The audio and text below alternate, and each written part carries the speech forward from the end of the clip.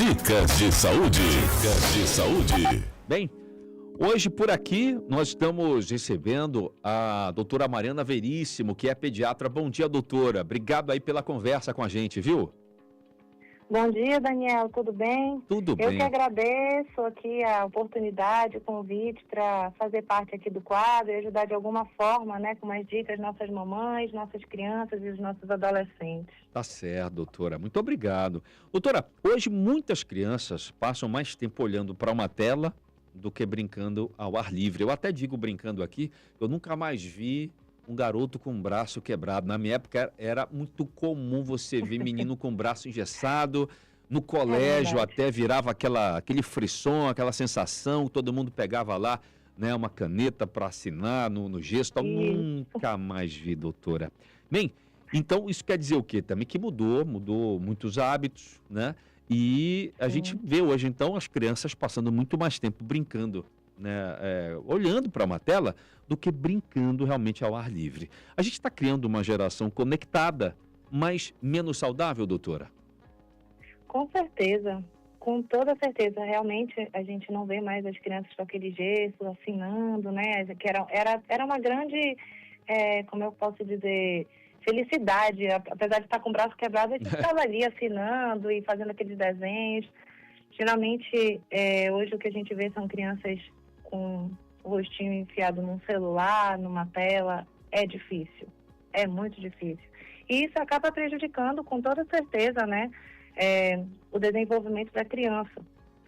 E o principal sinal é quando a criança começa a substituir as experiências, né, essenciais da infância pela tela. E Então, a criança deixa... Uhum. Não, sim. Não, pode falar, doutora, desculpe.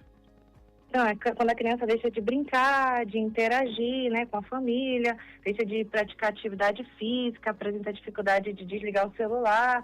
E aí, quando a gente solicita, diz não, e quando a gente tira, é aquela grande confusão, né? Sim. E tem impactos no sono, na aprendizagem e no comportamento, doutora, esse uso excessivo de telas?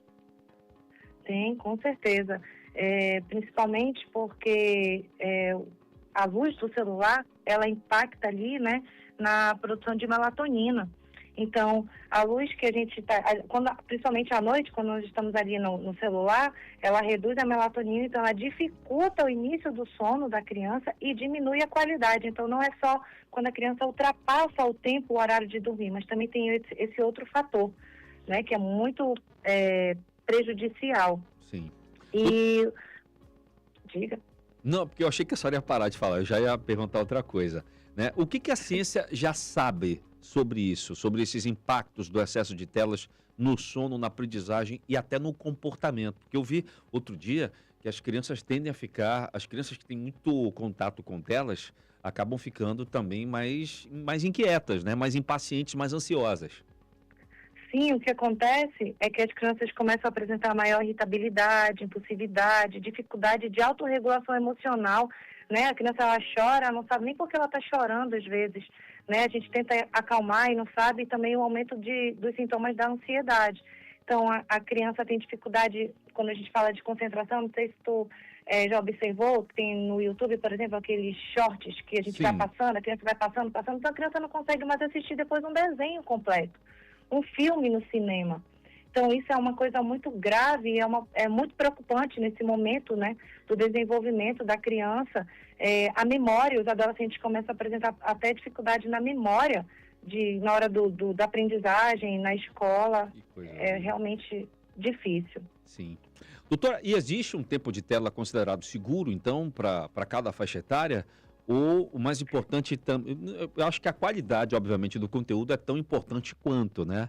Mas existe um tempo de tela considerado seguro para a gente, porque não tem como não ter acesso a telas hoje também.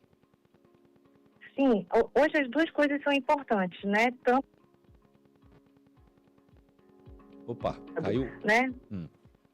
Não, interrompeu Tá me aqui um ouvindo? pouquinho. Sim, agora voltou, doutora. Pode continuar.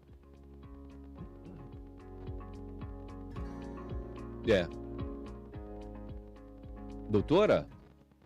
Bem, interrompeu aqui, mas vamos tentar restabelecer o contato com a doutora Mariana Veríssimo, que é pediatra, e está aqui conversando com a gente, falando, né, do uso excessivo de telas na infância, mas que a gente já sabe que até para os adultos isso é tão ruim quanto. Mas, doutora, eu lhe perguntei, voltando para o raciocínio, né, ela está de volta aqui, se existe um tempo de tela que é considerado seguro para cada faixa etária, né, em especial as crianças que a gente fala, mas porque a gente sabe que até para o adulto isso é ruim também, mas de uma certa forma a gente não tem como viver sem tela hoje.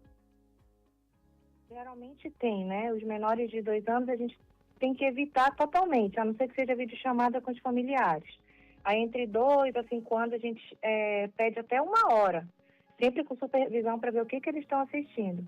E de 6 a 10 anos é entre 1 hora e 2 horas. Isso não precisa ser contínuo, pode ser quebrado, né? E os adolescentes, no caso, a gente já tem que ter um uso mais equilibrado, né? Não tem aquele tempo.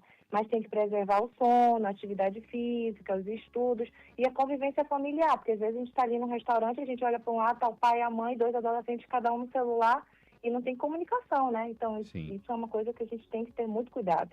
Entendi. Doutora, na prática, como reduzir o uso de celulares e tablets sem transformar isso numa briga diária dentro de casa, né? Que estratégia a senhora indica para os pais? Bom, a primeira de todas é lembrar que a criança, ela aprende pelo exemplo, né? Então não adianta a gente pedir ela diminuir o uso de tela se os adultos passam o tempo todo no celular, né? Também funciona, né, a gente estabelecer regras possíveis, né, com horários definidos para o uso. Então, evitar durante as refeições, pelo menos 1 hora antes de dormir. E o outro ponto importante é oferecer alternativas importantes, né, interessantes, tipo brincadeiras, leitura, esporte. Jogo de tabuleiro, me diz, Daniel, é que nem o braço quebrado. Onde é que a gente vê jogo de tabuleiro hoje? É verdade. A não ser o xadrez, né? Nas escolas, é verdade. E não atrapalhar os momentos em família, né? Quando isso tudo é bem estabelecido, tem um equilíbrio. E, além disso, também a redução tem que ser gradual, porque se a gente tira de uma forma abrupta, tanto para a criança quanto o adolescente, causa revolta, né? Então, a criança fica estressada, irritada, e o adolescente fica revoltado. Então, começa a ter a gente já não é mais os pais, né? Nós somos do lado contra. Certo. Né? Somos chatos, né? Então tem que ter muito cuidado com isso também. E aí a gente encontrar essas outras formas de divertir e de distrair a criança e o adolescente também. Entendi. Doutora, se a senhora pudesse dar apenas um conselho aos pais que estão nos ouvindo agora sobre esse uso de telas excessivo pelos filhos, qual seria? Bom, a tecnologia ela é importante, né? No momento atual que nós encontramos. Nós só precisamos ter consciência, que é um grande desafio, e tentar estabelecer regras e limites, sem tirar totalmente, e tentar manter a harmonia. Tá certo. Doutora, eu gostaria que a senhora falasse para a gente suas redes sociais, onde a senhora atende, contato do seu consultório, quem quiser conhecer, né, ver mais do seu trabalho também, né, onde ele encontra. Então, eu atendo no The Place, lá na clínica New Life. O meu Instagram é @doutora Mariana Bandeira, tudo junto. E o telefone do consultório, quem quiser anotar aí, é 092 98413 7199. Estou à disposição. Tá certo. Só repete o Instagram de novo, doutora, por favor? Isso. É @DRA, né, que de doutora DRA Mariana Bandeira. Tá certo. Tudo junto. Tá bom. Muito obrigado, viu, doutora? Eu que agradeço. Obrigada. Tá certo. Um bom dia, bom trabalho. Para você também. Dicas de saúde.